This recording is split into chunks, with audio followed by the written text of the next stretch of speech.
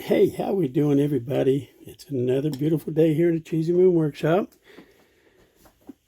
Saturday evening, gonna do a couple follow-ups and kind of show a couple items I picked up today.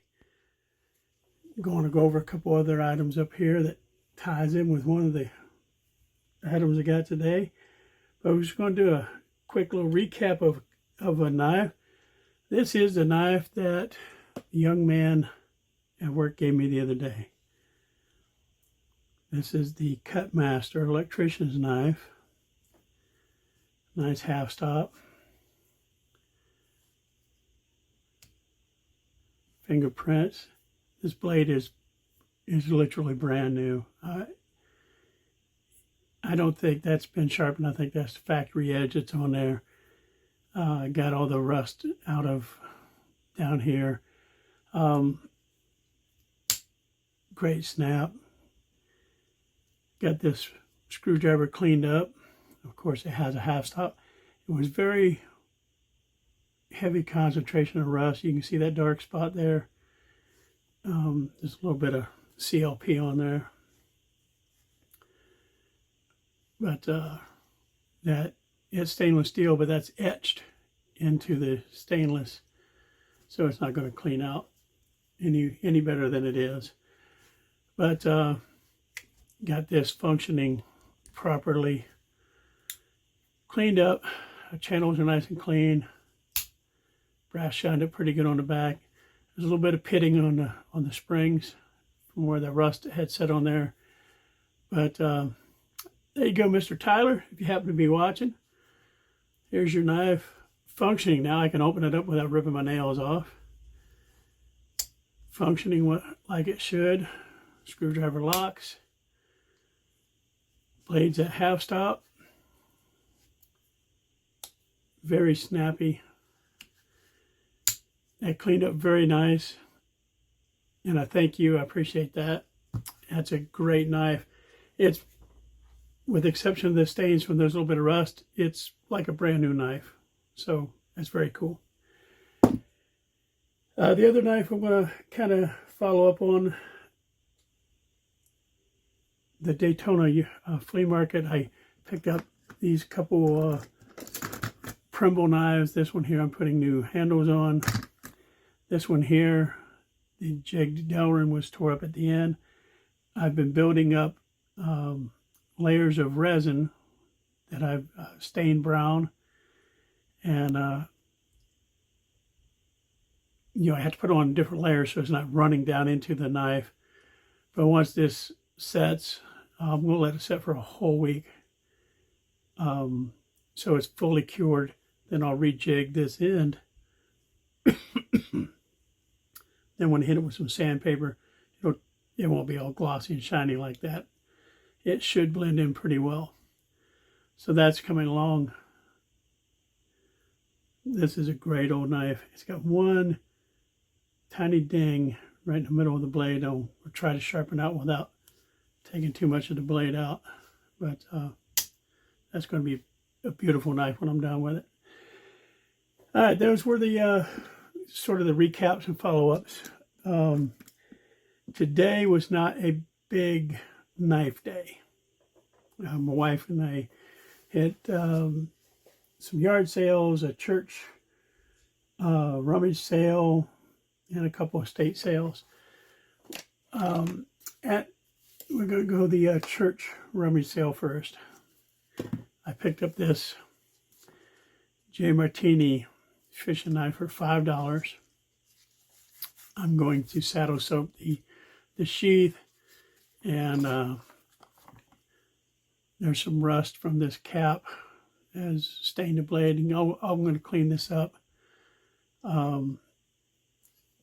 These are just great knives. They're not super expensive. You find them just about everywhere, but I'm going to hang on to this one. I've gifted away a few of them, but I'm going to clean this one up and hang on to it. Kind of a neat knife to have around. At that same church sale, I ran across this nifty old thing here. Thought it was kind of cool. It's just a container. I searched everywhere for the thermometer, but it's a floating dairy and milk cooling thermometer.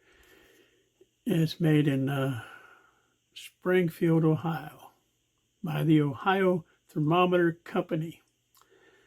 And I'm originally from Ohio, so I thought it was kind of cool. I'm going to see if I can maybe clean some of this schmutz off of here without messing this up. It's just a cardboard tube. Didn't see any indication of a date on there, but that's got to be 50s or 60s at least. So those were the two items from the church sale. Then I went to a little antique shop and I ran across this little hobo knife, camp knife.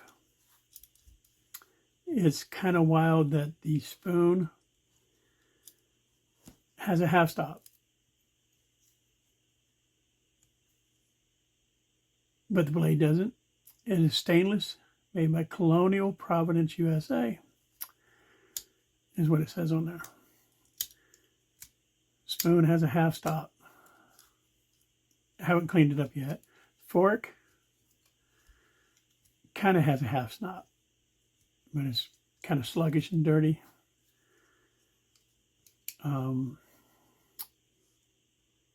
Blade is quite stiff to open up, and I don't have any thumbnails left. But it is all there. That'll clean up pretty nice. And it'll get a snap back, I guarantee. Gotta look into that, what it's hanging up on. I think it's the spoon is in the way when you close the, yeah. The spoon was in the way. But it also has that very stiff can opener. Which all that'll loosen up once I get all the rust out of it. But I just love these old hobo knives. Now, of course, I've got my pride and joy hobo knife here. I just love this knife. This is my Cattaraugus. Absolutely love this knife.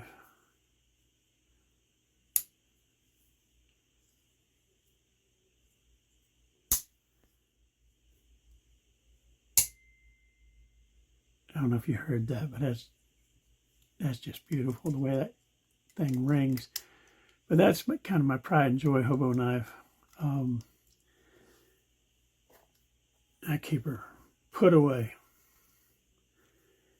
But I have several. I didn't bring them all out. This was belonged to my son and I during our Cub Scout days. We did use it. Half stop on the spoon. I don't know why they did that. I guess maybe for digging whatever. Does have a half stop on the fork as well.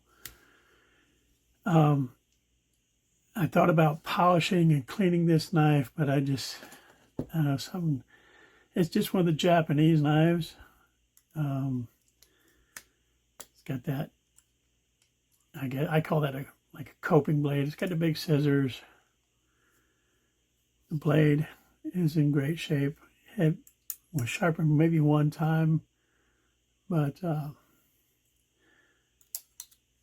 the saw, everything's here. Everything works. It's still nice and solid. I'm using these cheaters because I tore my thumb up pretty good there. But the bottle opener, can opener, everything still works. Still very, very snappy.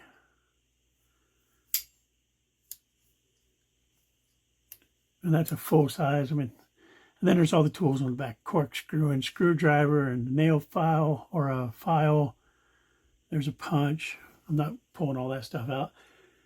This was I believe, a yard sale find. This is kind of sloppy. The pins are kind of loose on it. This was these were inexpensive. This was even lesser quality. Same setup, pretty much, same tools and everything. But it's just kind of floppy. This is a more modern version. This is a cheap Walmart Ozark Trail. The spoon and the when you unlock the spoon locks into this key, I guess you would call it.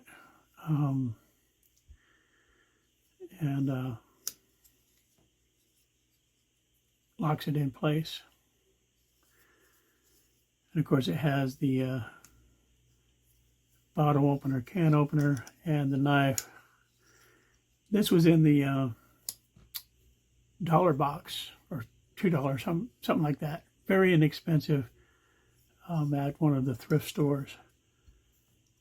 I haven't really even cleaned it up. It's just kind of a neat throw in your backpack. It's not very heavy. The scales are aluminum, sort of crimped on. But you can't put it back together with these clothes because it actually grabs a hold of that key and locks it into place. And initially I found just the spoon portion of it, and then I saw it was missing, and I kept digging in the box and came up with the rest of the knife. So that was kind of cool. Just some hobos. This one here, very lightweight, colonial, kind of vintage, crimped on type handles. That's the Monty, the cheesy moon dog. But this was the antique store, along with this knife here.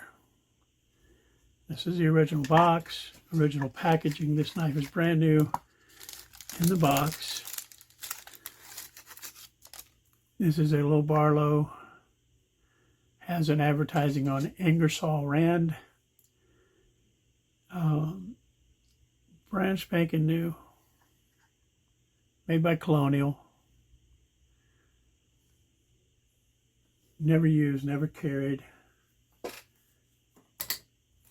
My fingerprints over there. Thought that was a pretty cool knife. May or may not sell this in Ellaville in November. I just thought it was pretty nice. Brand new, old stock, original wax paper here. Kind of brittle. I try not to, I was not going to handle it very much. But that was pretty cool. And then after the little antique shop, we went to an estate sale that had a pretty wild story. I'm not going to tell because it's totally not related. But one of the items I picked up there was this thermometer. And this is not the one that goes in this, but it has some similarities. This is a, what's it say here? Cheney combination candy, icing, and deep fat thermometer from Cheney Manufacturing Incorporated, and it's a model 267H. I want to look that up.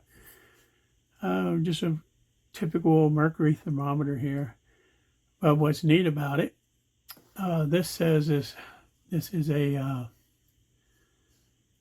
saw it on here, floating dairy and milk thermometer, manufactured in Springfield, Ohio.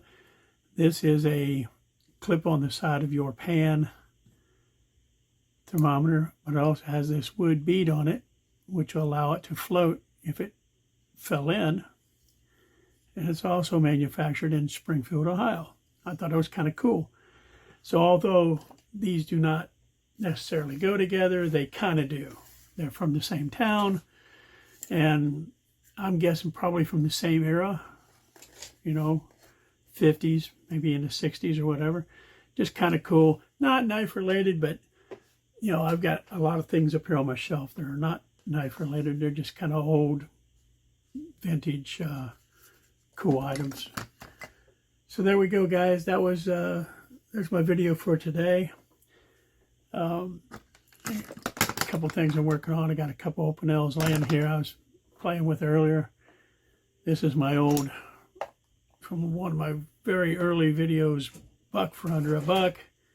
Initially this had like a rubberized handle that was just melting and falling apart, and the tip of the blade was broken. So that was just kind of a neat knife. So there you go, guys. Our Saturday adventure. We may have some Sunday adventures if I can fix my truck and have some time left. So until I see you all again, please remember to like, subscribe, hit the notification bell, and above all, have a beautiful day.